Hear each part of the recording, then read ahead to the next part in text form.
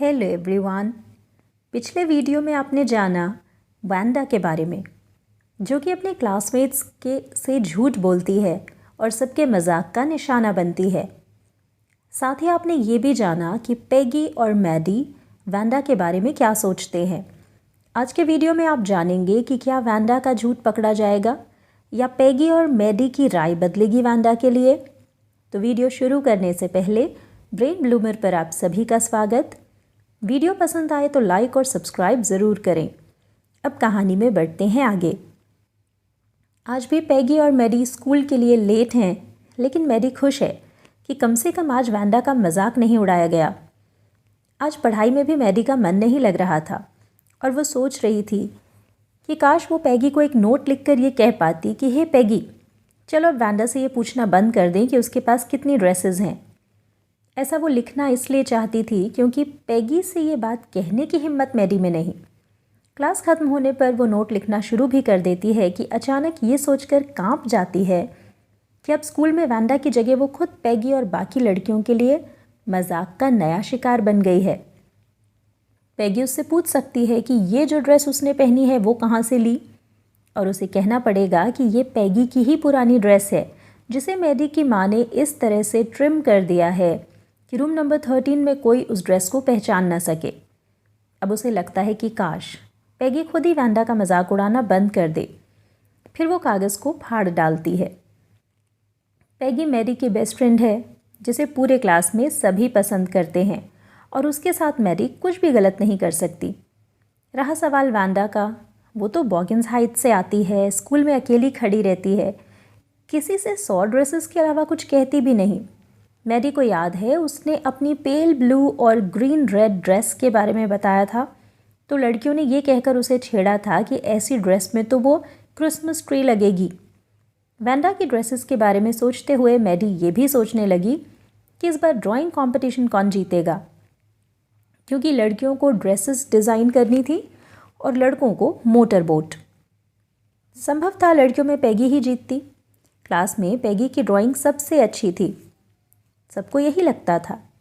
कल जब ma'am result announce करेंगी तो सबको पता चल ही जाएगा। अगले दिन हल्की बारिश हो रही थी और पेगी के छाते में पेगी और मैडी स्कूल जाने की जल्दी में निकले, तो ऐसे में वो वांडा का मजाक उड़ाने के लिए नहीं रुक सकते थे। आखिर आज का दिन तो खास था। पेगी ने पूछा, तुम्हें क्या लगता है मिस मैसन आज विजेता का नाम बताएंगी? इस पर मैडी ने आश्वस्त करते हुए कहा कि पेगी ही जीतेगी।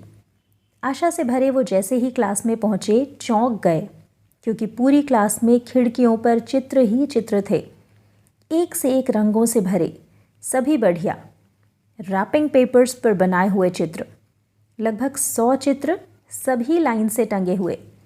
ये प्रतियोगिता के लिए ही होंगे।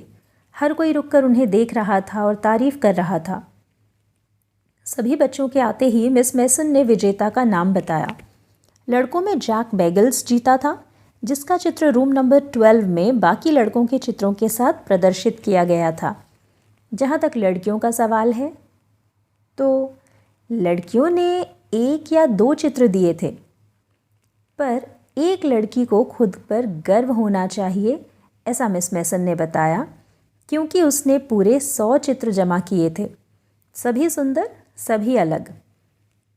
जजेस की राय में इनमें से कोई भी एक चित्र उसे विजेता घोषित करने के लिए काफ़ी था।